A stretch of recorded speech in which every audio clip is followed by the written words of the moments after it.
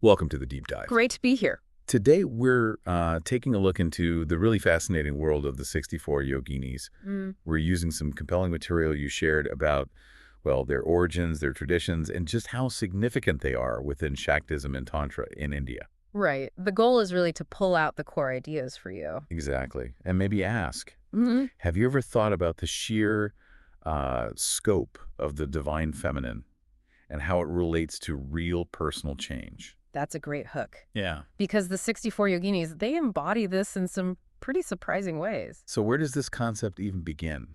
Is it ancient? Oh, absolutely. It's captivating how deep the roots go. This isn't, some new age thing. Okay. It really stems from ancient Indian texts and crucially from tantric traditions. Tantric traditions. Yeah. Tell us a bit more about what that means in this context. Well, broadly, Tantra involves spiritual paths that emphasize the connection between the divine and the material world, Right. and using specific practices, rituals, meditations to sort of awaken that inner energy, that divine spark within. And there are actual temples dedicated to them. Yes, exactly. We see physical evidence, too. There are these remarkable temples, especially in places like Odisha and Madhya Pradesh. Really unique architecture, often circular, open-air structures filled with these incredible sculptures of the yoginis. Wow. So they weren't just abstract ideas. Not at all. They were central figures in certain tantric rituals. Each yogini wasn't just symbolic. She represented specific qualities, specific powers, specific energies. So, okay, Yeah. each of the 64 isn't just like a different statue. Right. They each do something or represent something specific within those practices. Precisely. Think of it as, well, a multifaceted way to understand and interact with divine energy. That makes sense. And what about the core teachings? You mentioned relevance for us today. Yes, absolutely. I mean, first and foremost, they embody the divine feminine in its absolute fullness, the whole spectrum. Spectrum. Meaning everything from, say, deeply nurturing and creative aspects to fiercely protective and destructive energies needed for transformation. It challenges simple, singular ideas about the divine. Right. It highlights the power within feminine energy in all its diverse forms. Exactly. And that connects directly to personal growth. How so? Well, the focus isn't just on, looking at them from afar. It's about engaging with these energies for your own self-improvement, for realizing your own potential. So it's an active thing, connecting with these energies for internal transformation. Absolutely. It's a practice, not passive worship, but an active path to personal evolution. You also mentioned unity and diversity.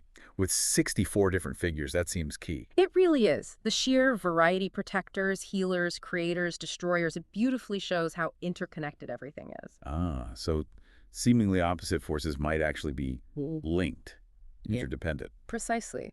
It offers perhaps a different lens for you to view complexity or challenges in your own life. Maybe things aren't as opposed as they seem. Okay, so practically speaking, how did people connect? The source mentioned meditation rituals. Yeah, good question. This is about the how. Often it involved focused meditation, maybe on one specific yogini to cultivate her qualities, or on the group as a whole. Rituals and offerings were also important, ways to build a deeper connection, foster spiritual growth. You might have rituals for prosperity focusing on certain yoginis, using offerings that symbolize abundance, for example. And this wasn't just for like abstract spiritual goals. The text mentions healing, overcoming obstacles, things that are pretty grounded. Very much so. That's a Yeah. key part, the idea that engaging with these energies can genuinely help in, well, breaking through challenges, facilitating personal and spiritual healing and growth. It's quite empowering. It really is. And what about this sacred feminine wisdom? Ah, yes.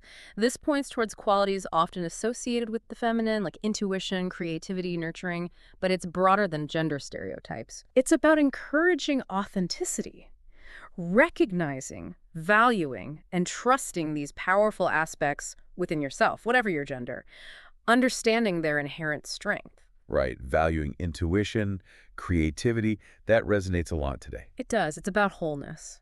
Okay, let's try to synthesize this.